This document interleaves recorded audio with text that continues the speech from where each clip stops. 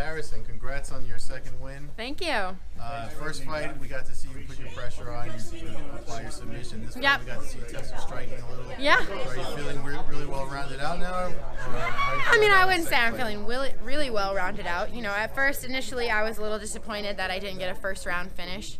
You know, no one's harder on me than me, and I always want to put on a dominant performance and instill my will in a very exciting fashion. But I think, you know, after going back to the locker room and talking to my coaches and calming down a little bit, this is a lot of great experience for me. You know, Jozette is an extremely tough opponent. She's 8-1. You know, she's no joke.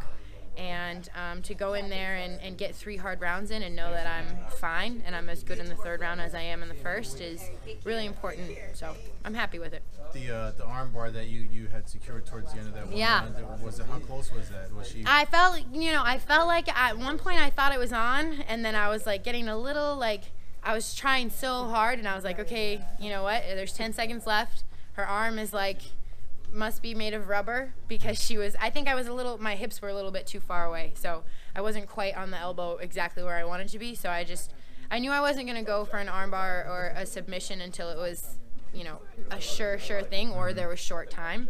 And I'm glad, you know, now that I had the wherewithal to do that, because she has great submission defense. You know, I mean, her arms were like, I was waiting for it to break, and it didn't break. So that's why in the final round you just decided to just swing away? Yeah, and I didn't really see an opening for an armbar, and I felt like the shots were starting to have an effect. You know, I could see her getting a little bit glazed, getting a little bit dazed.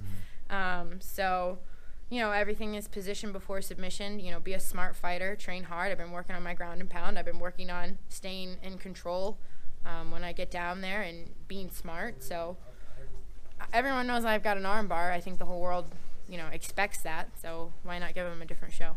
When can we expect to see you again?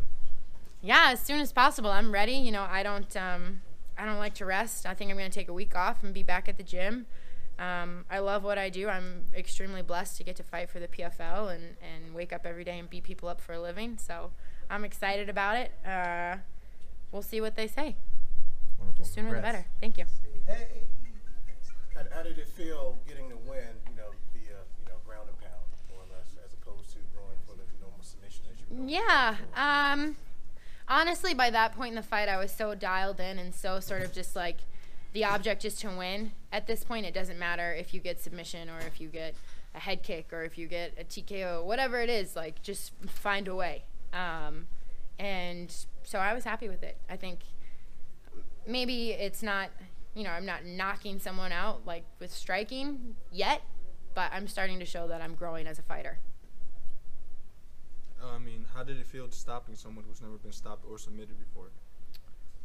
Yeah, I guess I didn't really realize that until after the fight, when everyone's like trying to calm me down and be like, listen, she's tough, like you did great, because I was really upset that I didn't you know, win in the first round. But no, it's obviously, I feel good about it now that the emotions are a little bit cooled. I can't give her enough credit. You know, she is extremely tough, and she threw me off. She came out southpaw right away, and we had been watching video, and she was normally an orthodox fighter, so when she came out southpaw, I was kind of like, whoa, what the heck? But no, I think I'm happy with it. You know, a win is a win, and I'll take it any way I can get it. And talk about the motivation that MMA brought to you, because after the Olympics, I read a little bit that you were a little bit depressed and you went through a hard time. Yeah. While other fighters really, other Olympians, when they come out of the Olympics, it's probably a great time, especially being the gold medalist. Yeah. So speak about how MMA what it's done for your life. Yeah, no, I mean, I think, you know, the tough part is I don't want to sound cocky or like I'm talking myself up, but I think I'm just a different breed, you know? Like the night that I won the Olympics, I was like having panic attacks. Like I was like, what's next? You know, like I can never just sit there and be happy or rest on my laurels or be satisfied. You know, I always want more, like in everything in life. Like it's not just obviously in my career, but in my personal life, in you know, I'm 28 years old and I still race my boyfriend to the car, you know, to see who wins. Like I'm just weird, you know. I win, but I'm really fast if you can't tell. But you know, I think that having MMA and having a goal and having something like the PFL where they put the fighters first, and it's not about how pretty you are. It's not about how much trash you talk. It's not about anything but what you do inside of that cage. You know, for me, it is a dream come true, and it gives me an opportunity to share who I am as a person, to share my skills, to showcase my talents and what I've been blessed with, and to hopefully make a difference in the world that I want to see. Kayla, with that said, where would winning the PFL tournament rank in your list of accomplishments? Well, I think it would probably go Olympic champion, PFL champion. You know, I think I want to be the best in the world at whatever it is I do. So whether it's the dishes or it's MMA, you know, I want to be the best. So.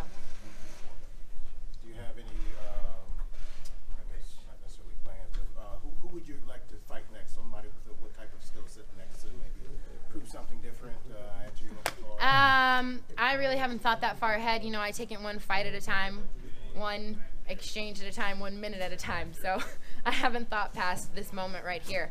But I have an excellent team around me. You know, everyone at ATT, Mike Brown, Daya, my manager Ali, everyone at the PFL, you know, they're taking really good care of me, and they have an excellent game plan to make sure that step by step I climb my way to the top. Yeah. Oh, I I'm was just like, recording I thought it. you wanted me to like take a phone call in the middle of it. No. Sorry, I'm busy. Any other questions?